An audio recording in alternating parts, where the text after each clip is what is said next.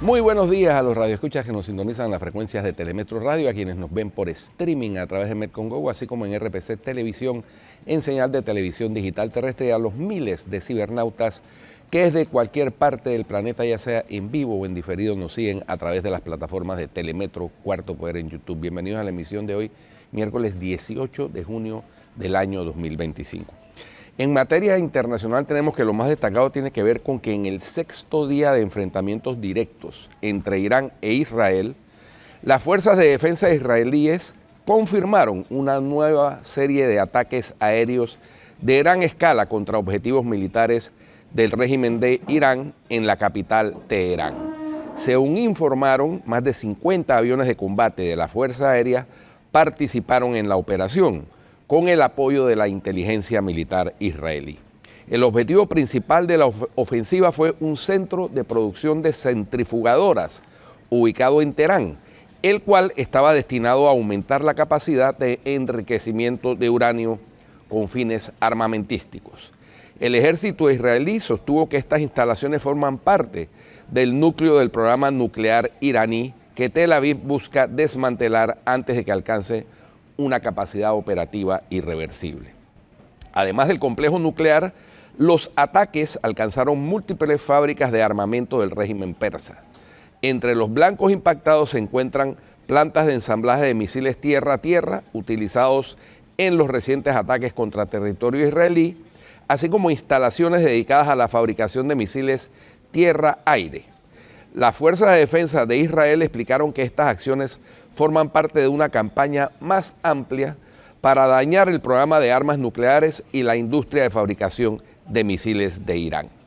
Horas antes del bombardeo, el portavoz en árabe de las fuerzas de defensa israelí, Avikai Adrae, emitió un mensaje dirigido a los residentes de Teherán advirtiendo sobre la inminencia del ataque.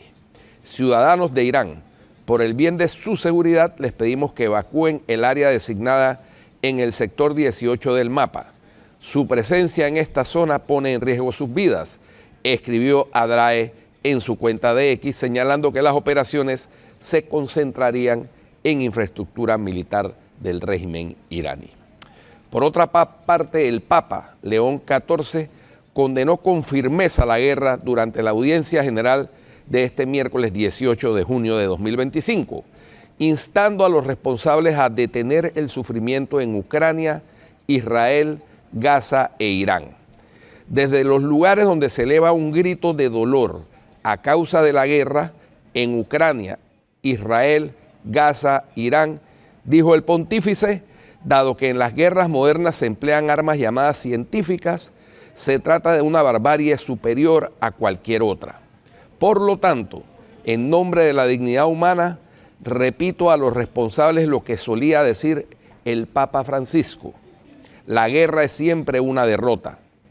En alusión al Papa Pío XII, añadió: nada se pierde con la paz, todo se pierde con la guerra.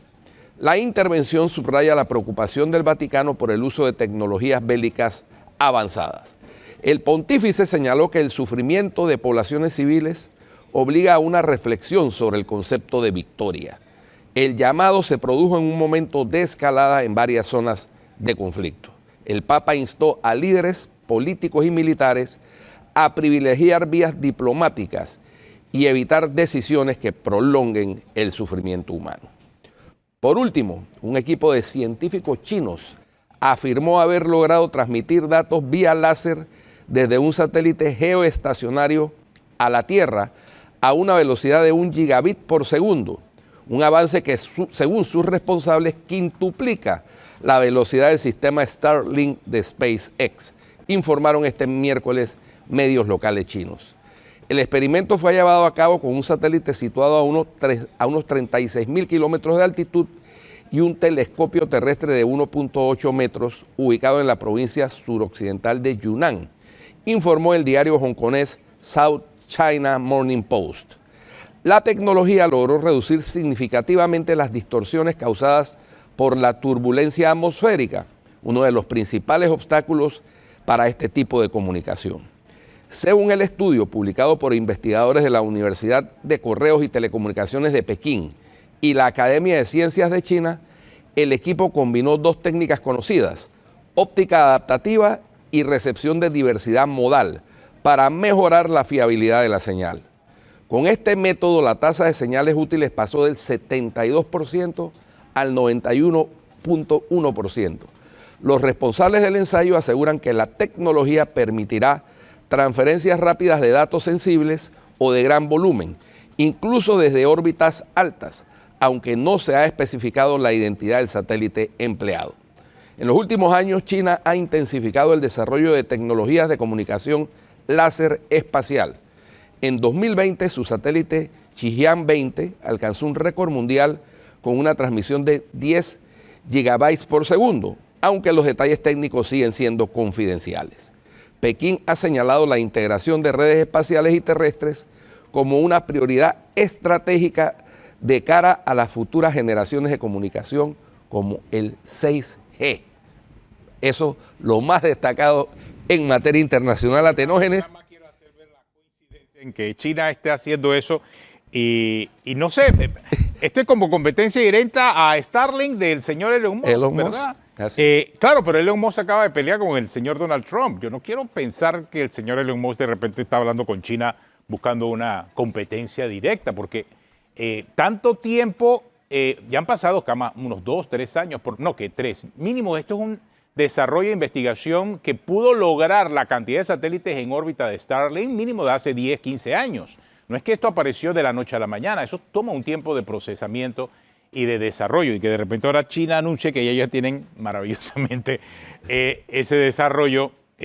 Bueno, levanta sospecha después de la pelea de Elon Musk con Donald Trump. No quisiera pensar de que por allá están dando... Y de cara a la tecnología 6G, imagínate. Y hablando, imagínate, de tecnología 6G. Bueno, los chinos, mientras los chinos mira, están desarrollando su ciencia y su tecnología, los otros países andan enredados en otros. Y mira lo importante de esa tecnología, viendo el conflicto entre Israel e Irán, por cierto, en donde Israel ha hecho gala de una gran capacidad de estrategia, planificación y ejecución en el campo de batalla.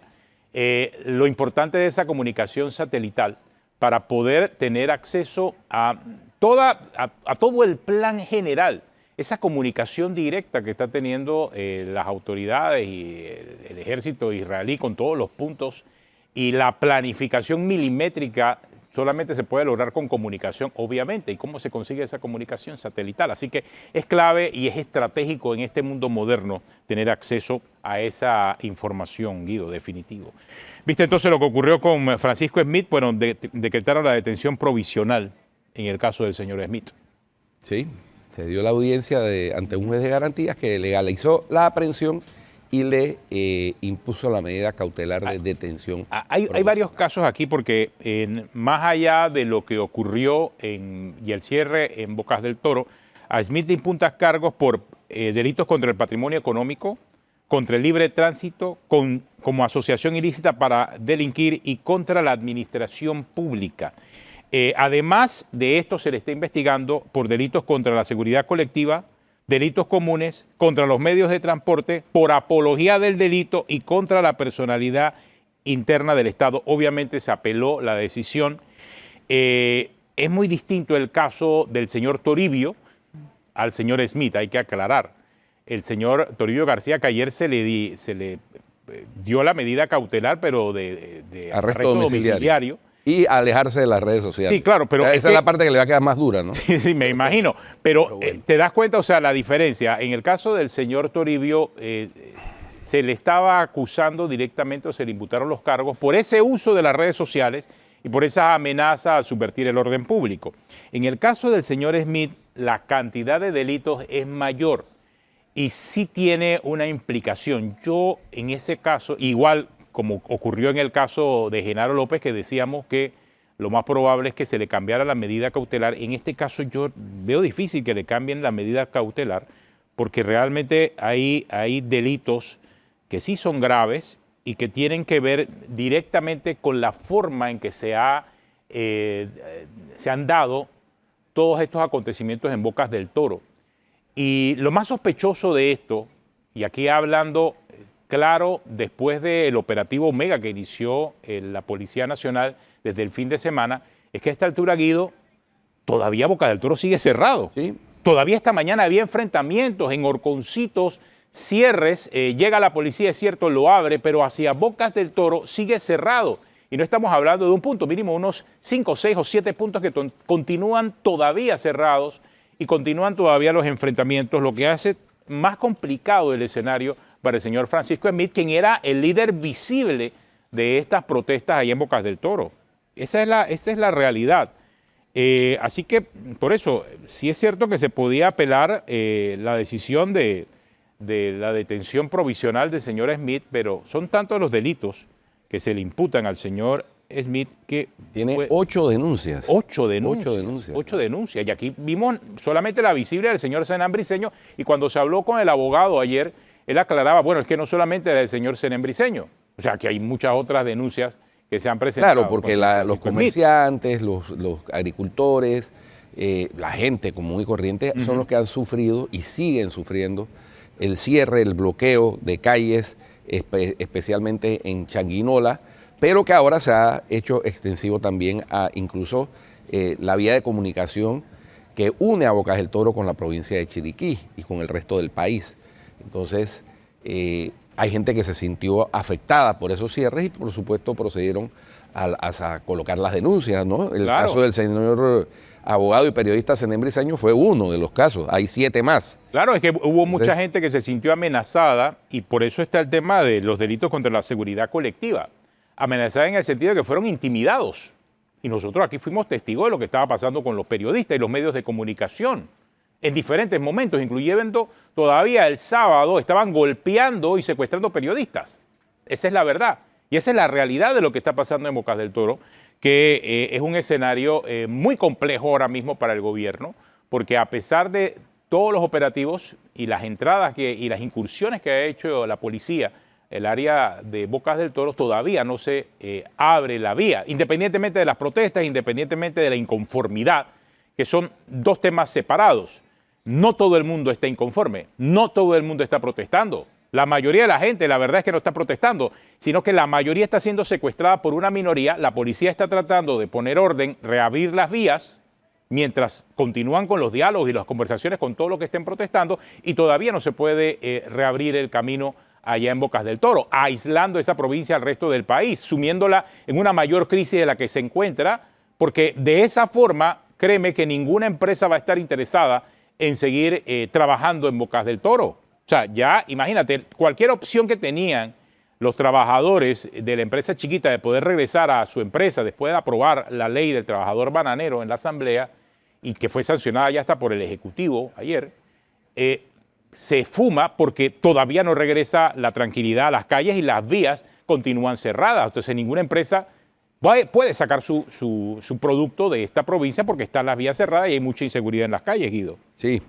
Eso es lo delicado. Lamentable. Ayer el ministro de Salud, Fernando Boyd Galindo, incluso se refirió ya en forma directa a que había grupos que estaban intentando derrocar al gobierno, como lo han manifestado. Claro, uno de los manifestantes en videos que ellos mismos suben a las redes sociales blandiendo machetes y amenazando la estabilidad del país.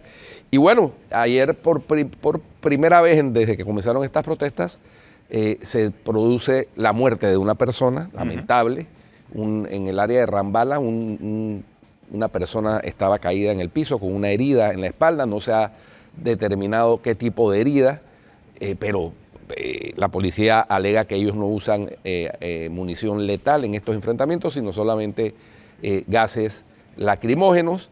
Entonces hay que esperar las investigaciones que adelante el Ministerio Público para determinar cuál fue la causa de fallecimiento de esta persona. Lamentable, cualquier pérdida de vida humana es de lamentar. Y lo que sigue siendo un reto para las autoridades es cuándo y cómo se va a terminar de restablecer el orden en la provincia de Bocas. Y eso lo llama a uno a pensar de que hay un interés superior al tema de la protesta. Porque, o sea, después de casi 50 días que tú tengas cerrada una provincia, lo que quieres es destruir la provincia. O sea, tú no quieres ayudar a nadie. Lo que quieres es destruir el área. Destruir completamente, porque no entiendo qué se busca. O sea, se está buscando perjudicar a la mayoría de la población en Bocas del Toro. Eso es lo único que se está buscando. Eso es lo único. O sea, hay una mayoría secuestrada por una minoría, eso es una realidad. Y ya te digo, no voy a entrar en el fondo de la protesta, si tienen razón o no tienen razón, porque hay ahora mismo canales abiertos y se demostró cuando se discutió lo de, y de forma muy rápida, por cierto, entre la Asamblea y la sanción del Ejecutivo, las reformas específicamente al régimen especial del trabajador bananero. O sea, se hizo. O sea, hay mecanismos abiertos en este momento de discusión. ¿Por qué está la gente todavía en Bocas del Toro? Para mí sigue siendo una gran incógnita. ¿Qué otros intereses hay detrás? Sigue siendo una incógnita. Yo vi aquí un comunicado que sacó el Partido Revolucionario Democrático, hablando específicamente del tema. Dice el PRD en su comunicado específicamente que tiene preocupación ante la crisis nacional, rechazo a la criminalización del disenso y exigencia de justicia por la muerte de un ciudadano. Dice el PRD que consideran incongruente e injustificada la imposición de la medida cautelar más severa, como lo es la detención provisional al secretario general del sindicato Citraibana, Francisco Smith, quien ha demostrado disposición al diálogo y cooperación, acudiendo incluso a la firma de un acuerdo con la Asamblea Nacional. Esta acción solo añade tensión a una situación ya crítica, dice el PRD. El PRD dice que rechazamos la persecución selectiva y las órdenes de captura contra otros miembros del sindicato, lo que constituye una clara señal de intimidación contra quienes ejercen su legítimo derecho a la protesta. El PRD dice que apela a la protesta pacífica y le solicita a los ciudadanos que se manifiesten en las calles, que lo hagan de forma pacífica con el firme objetivo de abrir caminos para un diálogo real que permita resolver esta crisis. El PRD hace un llamado urgente al Ejecutivo a cesar toda forma de represión en la provincia y en el país y a convocar de inmediato un diálogo nacional. El tema es que la protesta en Bocas del Toro no es pacífica.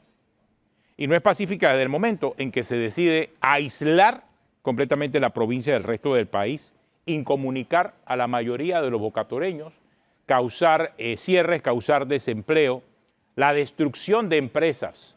O sea, yo realmente no veo posible en este momento un diálogo con la empresa chiquita con las calles cerradas. Porque ¿cómo pueden ellos producir, cómo pueden ellos hacer negocios o cómo pueden ellos trasladar su producto a otra parte del país si las calles están cerradas? Entonces, esa protesta evidentemente no es pacífica, ya es cualquier cosa.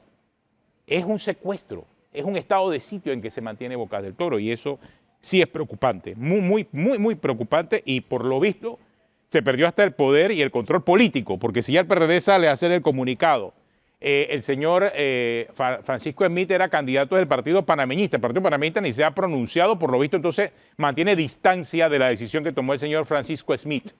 Entonces, ¿quiénes son los que están en medio de esta protesta? Muchos hablan de que son criminales y grupos organizados. Ahí, por ejemplo, los policías muestran todas las bombas Molotov que encontraron en el área. O sea, estamos hablando de una situación muy crítica en Bocas del Toro y que por ahora no tiene visos de solución, Guido.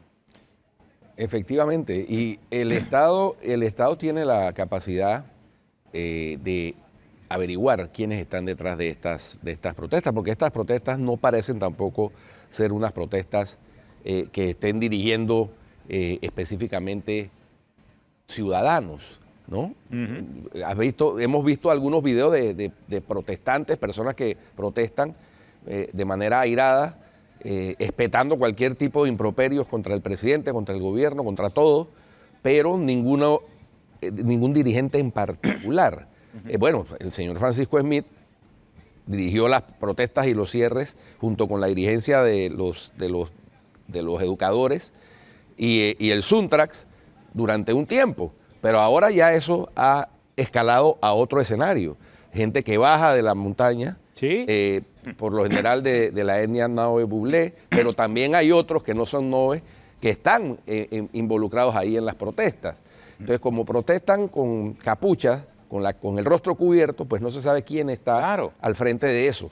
Pero el Estado sí tiene la capacidad de averiguarlo. Claro, muy complejo el escenario y esperemos que esta semana ya por lo menos alguna solución. ¿Y quién está financiando esas protestas? Porque eso tampoco es gratis. Ya, casi, fuegos artificiales, bombas Molotov. Evidentemente, etcétera. Alguien debe estar financiando. Sierras para cortar los árboles, porque esos árboles no se cortan a punta de hacha, machete, ¿no? Eso es con sierra, con motosierra.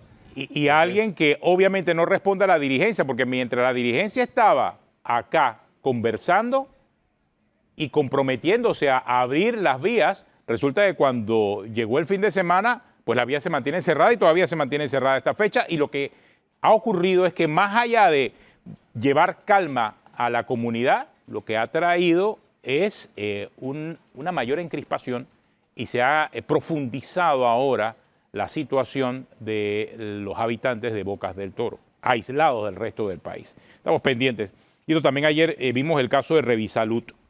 Y lo que aquí denunciamos en el noticiero, y por eso lo traigo de vuelta aquí a Cuarto Poder, es que supuestamente estos señores de Revisalud, además, hasta emitieron un comunicado diciendo que lo que habíamos dicho aquí y en el noticiero era fuera de contexto, que ellos en ningún momento habían hecho el show de llevar un camión y después irse. Bueno, resulta que regresamos para verificar la situación, ya que al final es la comunidad de San Miguelito la que se está viendo afectada.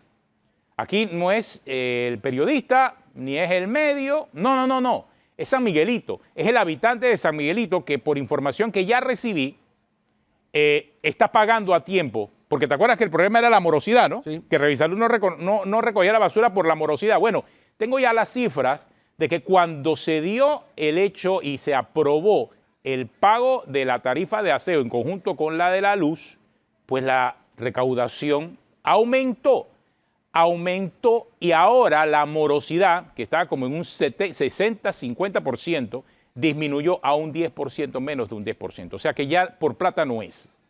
Entonces ya el tema no es la morosidad, ahora es la incapacidad de la empresa, evidentemente. Pero está Jermaine Cumberbatch en el área donde ellos dijeron en un comunicado que supuestamente habían recogido la basura. Jermaine, pero tú estuviste ahí de temprano y resulta que es que la burla fue enorme hacia el habitante de San Miguelito y hacia todo el mundo. Cuéntanos, Jermaine. Y mire, aquí mismo donde estamos nosotros, lo que usted está observando es una cascada, pero de aguas servidas. Esta rotura de aguas servidas se dio gracias a una maquinaria de la empresa Revisalud. El mismo lugar donde ayer presentamos, aquí en este espacio Cuarto Poder, la realidad con el tema de la recolección de la basura y cómo el camión recolector se quedó en la edición matutina, desaparece del lugar, luego envía un comunicado a la empresa Revisalud destacando que son una empresa responsable y que este lugar es un lugar que no debe haber, en este caso debe darse la basura, tirarse en este lugar porque es un lugar ilegal. Yo me encuentro con un residente de este sector que estaba más temprano en la edición matutina, estamos ahora en Cuarto Poder en RPC Televisión para que nos dé detalles. ¿Cómo es el servicio de la empresa Revisalud y cómo ustedes pagan? ¿Usted paga o no el servicio de recolección? Exactamente, el servicio de recolección de basura se paga por el recibo de la luz. Viene incluido y si tú no pagas la luz, te cortan, obviamente te cortan el servicio de la luz si no pagas el servicio de recolección de basura. Viene casado ahora. Viene casado. O sea que usted sí paga la basura. Exactamente. ¿Cuánto más o menos se paga en basura? Entre 7 y 8 dólares.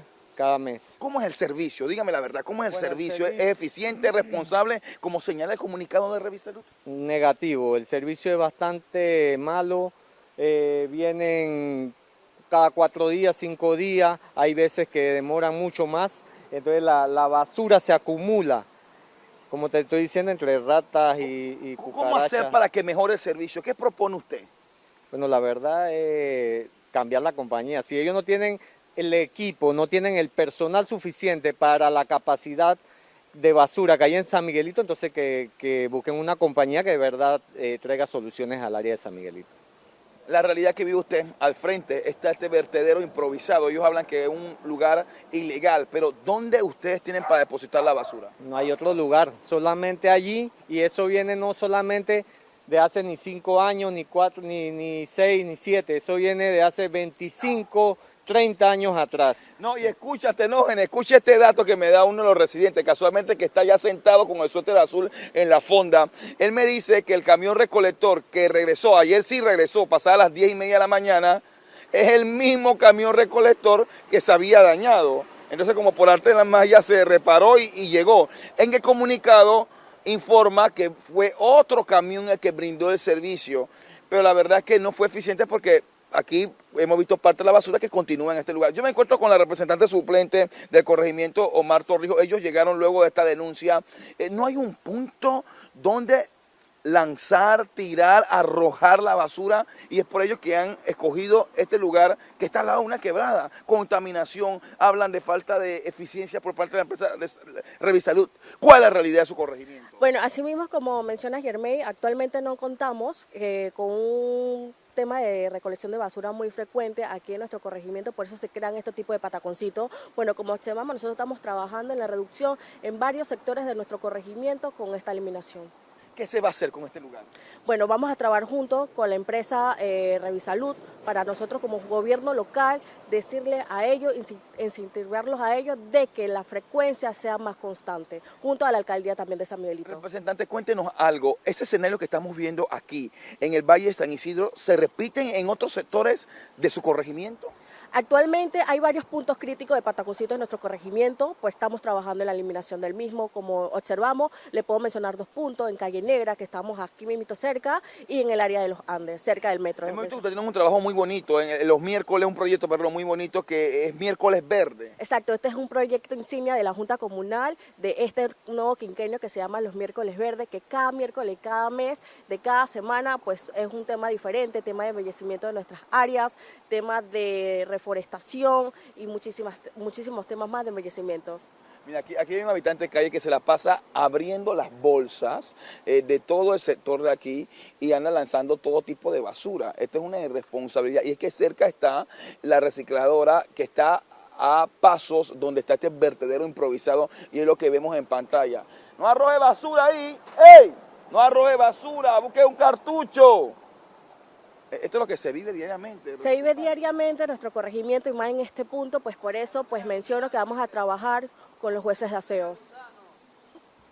Es parte de lo que se vive a esta hora en este corregimiento Mar Torrijos, distrito de San Miguelito, en el sector del Valle de San Isidro, donde hemos llegado por segundo día para ver la realidad que está aquí. Y como ustedes pueden observar, ahí está la parada de Metrobuses. Atención, Guido, amigos televidentes, los que nos escuchan a través de radio, las personas vienen todos los días aquí, familia, mujeres embarazadas, hablamos de niños, y es una gran preocupación, es una realidad lo que se está viviendo.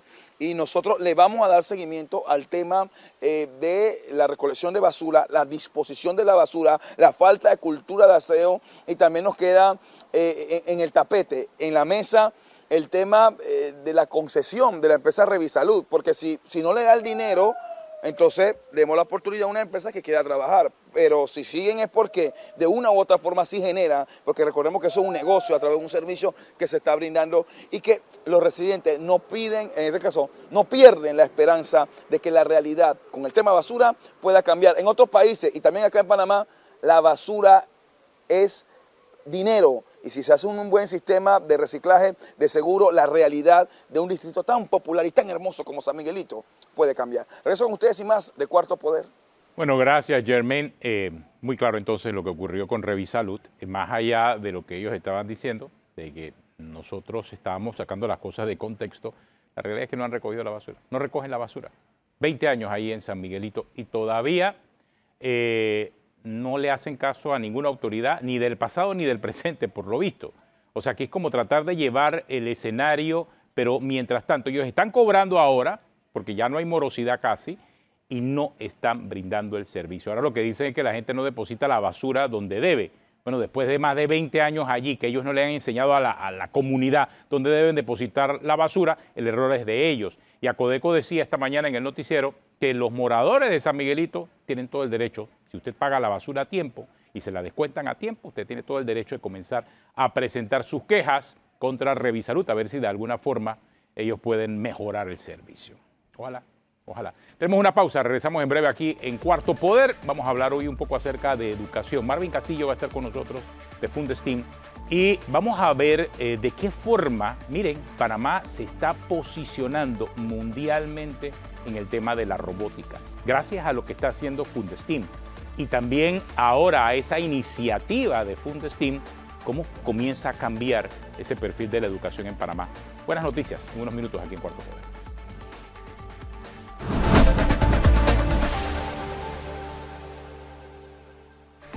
Continuamos aquí en Cuarto Poder. Nos acompaña Marvin Castillo, él es presidente de Fundesteam. Fundesteam ha estado trabajando muchos años con el tema de la robótica en Panamá.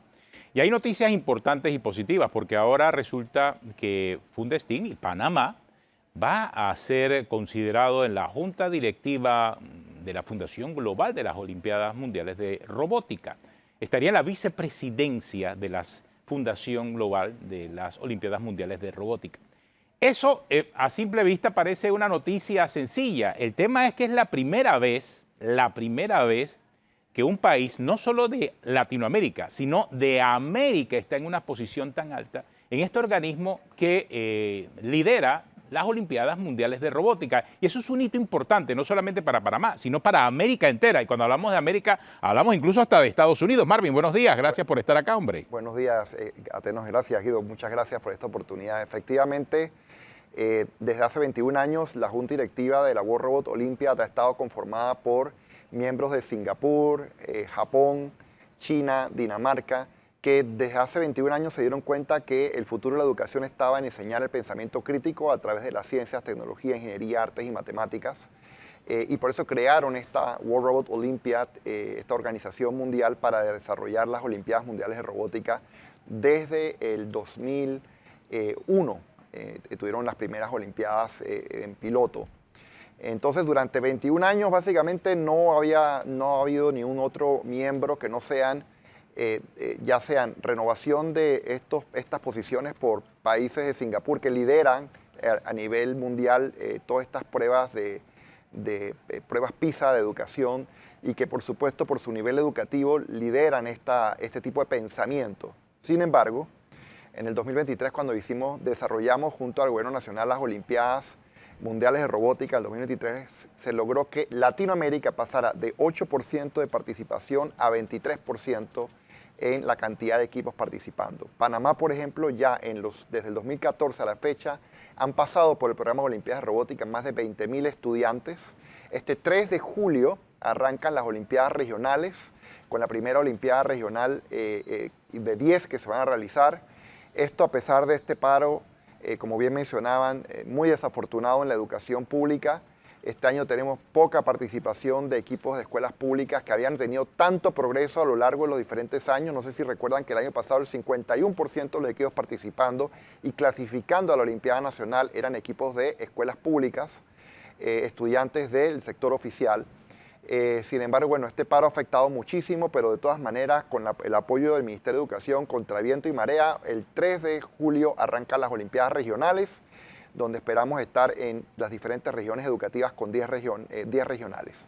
Luego en septiembre será la Olimpiada Nacional de Robótica y luego en octubre tenemos un back-to-back, 19 al 21 de octubre, la Olimpiada Continental de la World Robot Olympiad Open Championship con más de 400 equipos, 1.500 personas, aproximadamente estudiantes de las Américas y 10 países de afuera, 30, 40 países.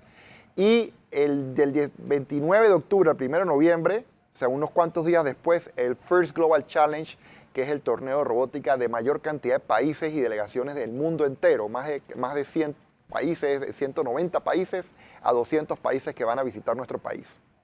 Ahora, hay algunos elementos aquí claves e importantes en todo lo que ha ocurrido con relación a las Olimpiadas de Robótica y la participación de Panamá.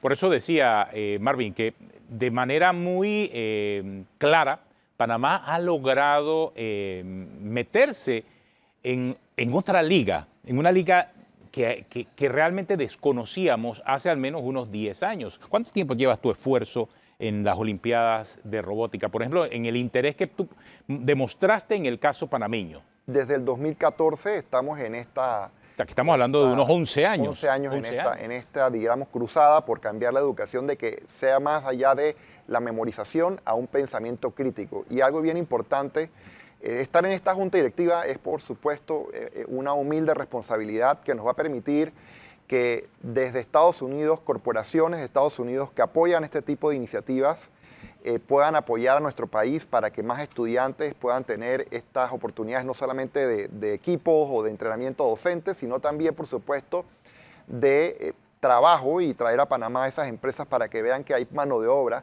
han escuchado tal vez ustedes que por muchos años se hablaba de que Costa Rica lideraba en la formación de estudiantes en el área de tecnología. Esto nos da a nosotros la oportunidad de demostrar en Estados Unidos a grandes corporaciones que Panamá tiene mano de obra de estudiantes que han seguido estas carreras de tecnología, tanto en universidades públicas como privadas. Y bueno, estando en esta junta directiva, pudimos visitar una de las universidades más importantes en los Estados Unidos en materia de robótica, que es la Universidad de Tufts. Y la verdad es que quedé muy, desde preocupado, como en shock, con ver lo que la inteligencia artificial está desarrollándose para los siguientes años. Es como un tren bala que va a toda velocidad y donde nuestros estudiantes, nuestros profesionales, nuestros periodistas, tenemos todos que entender que es una herramienta que no solamente vino a quedarse, sino que tiene mucho poder y que tenemos que todos adoptar dentro de nuestros propios trabajos y de nuestro propio día a día. Hay que hacer, porque nadie la va a detener en cómo va. Entonces pudimos observar grandes avances en inteligencia artificial, grandes avances en regeneración de partes del cuerpo humano en biología. Estuvimos en la empresa DACA con todas las maravillas que está haciendo, que es la empresa DACA es la que es la fundadora de la First Global Challenge hace 30 años atrás, con Dean Kamen, que va a venir a Panamá en octubre y va a tener una charla magistral para que asistan grandes líderes de nuestra comunidad. Escuchen cómo a través de su esfuerzo con la robótica educativa e ingenieros, nuevos ingenieros a través de varias generaciones, está cambiando el mundo de la medicina. Entonces hay tantas maravillas que están pasando y nosotros estamos aquí cerrando nuestras calles, no viendo, teniendo, como ustedes decían, la provincia de Boca del Toro totalmente secuestrada. Y lo que no entienden es que Panamá no es una isla en el universo, es parte de una comunidad global que cada día está compitiendo más y que no para de tener clases y educarse. O sea, mientras que en Panamá tenemos casi 50 días, no sé cuántos días de paro educativo, el mundo sigue dando clases. Sí, claro. Y formándose y avanzando. Marvin, para beneficio de la audiencia, ¿por qué no nos detallas en qué consiste la educación STEAM? Claro, una muy buena pregunta. La educación STEAM es una metodología en la que se le enseña a los estudiantes a desarrollar problemas, o sea, un problema que tengan. Todos los años la Olimpiada Mundial de Robótica y la FIRST tienen un problema diferente que ponen en un reto, utilizando las ciencias, tecnología, ingeniería, artes y matemáticas en forma transversal.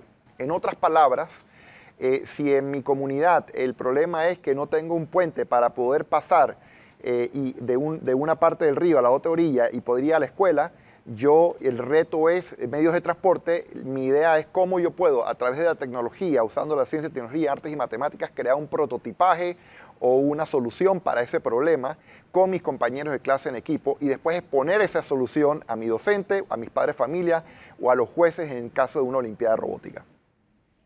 Es otra forma de pensar y estudiar. Sí, claro, y es para solucionar problemas. Y es para Por ejemplo, solucionar problemas. yo hice una consulta aquí en mi asistente de inteligencia artificial y me pone como ejemplo, fíjate tú qué curiosidad, diseñar una solución para purificar agua en comunidades rurales. Exactamente. ¿No? Exactamente. Ese es un clásico ejemplo de cómo se puede hacer. Y entonces dice, los estudiantes investigarían principios científicos del agua, la ciencia, diseñarían un sistema de filtración, ingeniería, usarían sensores, tecnología, calcularían volúmenes y costos, matemáticas y presentarían su propuesta en forma de maqueta o video creativo, artes. Así es. Ese es el ejemplo de STEAM. Eso es educación STEAM. Y mira, qué bien que mencionas el tema de purificación de agua, porque Dean Kamen, que es el fundador de DECA, su primer invento fue una jeringa en los 70s para poder darle insulina a mujeres embarazadas que tenían diabetes. Ellas requerían que se hiciera la inyección cada 20 minutos y las enfermeras no podían estar 20 minutos durante 24 horas. Así que él inventó un aparato para poder con un reloj, en forma de reloj, no habían computadoras y nada de ese tiempo, para poder inyectar esto. Y fue su primer gran invento, con lo que lo vendió en millones de dólares y después creó su empresa, ¿no?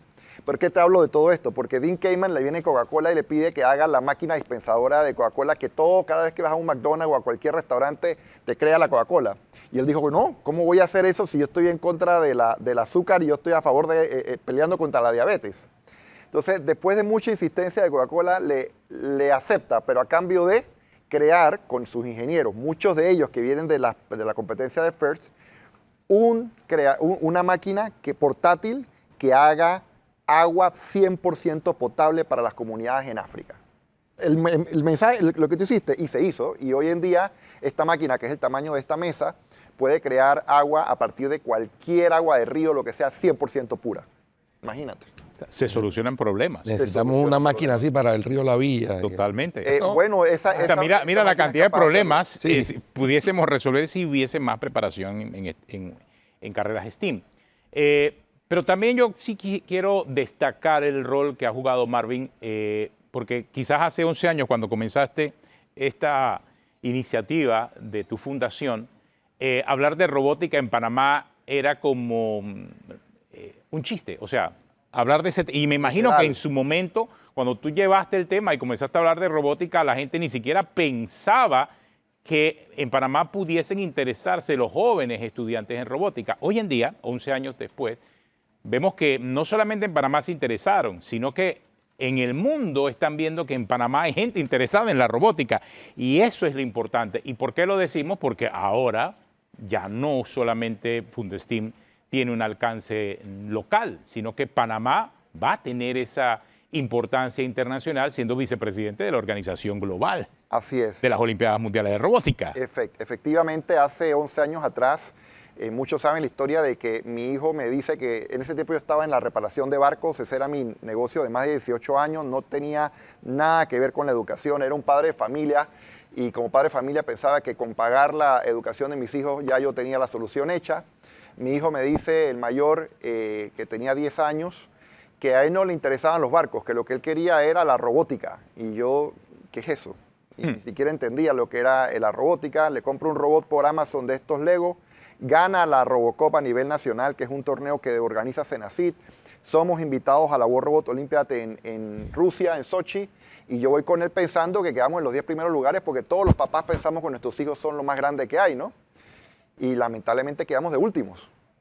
Y yo tuve ahí una epifanía porque vi a 1.600 estudiantes, chicos con unas habilidades que yo no tenía ni siquiera en los profesionales del astillero, que eran resolución de problemas, pensamiento crítico, comunicación, concentración, enfoque, responsabilidad. Y la epifanía mía fue que 10 años después, esos 1.600 chicos le iban a quitar el trabajo a nuestros niños de Panamá y Latinoamérica. ¿Por qué? Porque no iba a ser necesario que unas empresas vinieran a competir con nosotros en Panamá, sino que ellos en sus diferentes países iban a crear soluciones que iban a competir con nosotros.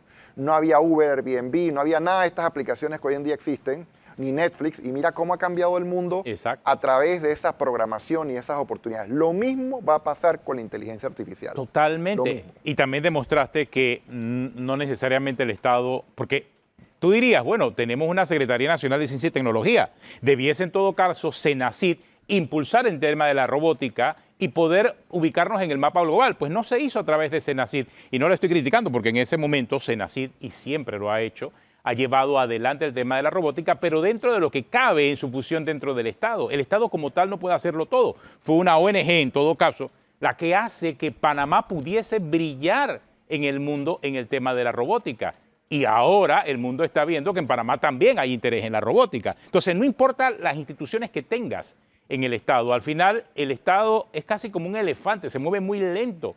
Si no tienes el apoyo de organizaciones no gubernamentales, de ciudadanos independientes, al final no vas a poder alcanzar grandes objetivos. Y en el caso de la educación, STEAM particularmente que estamos viendo aquí, es solamente un ejemplo. Así hay muchas otras áreas en las que podemos brillar si realmente hay ese ciudadano común interesado y esa ONG interesada en poder llevarnos y hacernos brillar internacionalmente, ¿no? Bueno, ese es un ejemplo perfecto. Es cierto, definitivamente Senacid fue el que inició la robótica en Panamá junto a la Universidad Tecnológica con Robocop y los torneos que hacían, inclusive los cursos que hacía la Universidad Tecnológica ya por el 2012, 2010.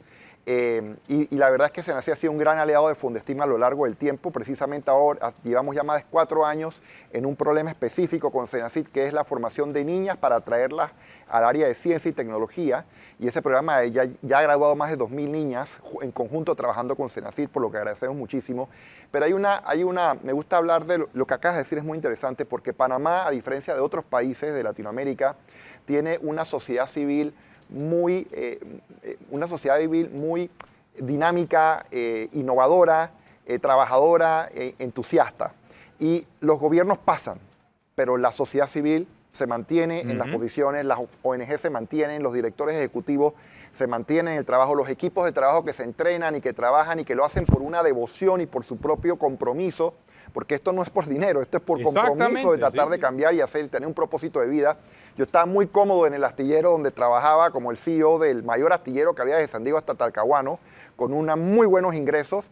Sin embargo, después de un derrame, después de que tenía cada vez que iba al trabajo vomitaba porque era mucho el estrés y porque me sentía que simplemente crear dinero no era mi propósito. Mi propósito era cambiar la sociedad y ahí lo encontré gracias a la educación STEAM y Fundesteam, de que tengo un propósito y que hoy en día ese propósito, estando en la Junta Directiva de la World Robot Olympiad Foundation, me permitirá sobre todo buscar ese apoyo de corporaciones y el gobierno norteamericano para que Panamá se convierta en un hub de tecnología regional y para que Latinoamérica en su conjunto pueda ser parte de esta vinculación entre organizaciones. Bueno, muchas gracias, Marvin. Realmente te felicitamos por ese esfuerzo que has realizado y realmente nos llama poderosamente la atención la manera en que ahora, pues, esa iniciativa que comenzaste hace 11 años ya está dando frutos, y frutos a nivel mundial. Y también frutos internos, porque has logrado transformar la visión y el pensamiento de muchos jóvenes que se han interesado ahora en la robótica. Yo me imagino que ahora las ferias de la ciencia son totalmente distintas a cuando eran en mi época. Total. Que uno de que el volcán, el no sé qué, Esa era clásica, ahora el es puro volcán. robots, me imagino. Así es, ¿no? así es. Los futuros innovadores, que es una de las categorías, y la Feria de la Ciencia ahora mezclan mucho en electrónica, inteligencia artificial. Claro. Ya los robots también, ahora inteligencia artificial, aplicaciones que Claro. buscan soluciones. Sí, y el mundo va hacia allá, hacia esa integración de la inteligencia artificial con la robótica y la tecnología y la actualización de esa tecnología. Gracias, Marvin, por acompañarnos. Muchísimas gracias. Aquí en Adelón. Cuarto Poder. Guido, muchas gracias. Tenemos una pausa, regresamos en breve aquí en Cuarto Poder.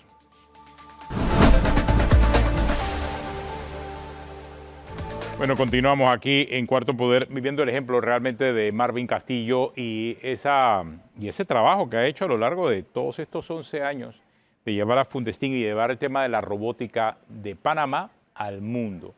Y como hemos avanzado también en materia de robótica y la educación STEAM, que en todo caso es la que debe ser la base principal para el desarrollo de muchas de las actividades educativas de Panamá. Por lo menos somos un país que pudiese entrar en ese pensamiento.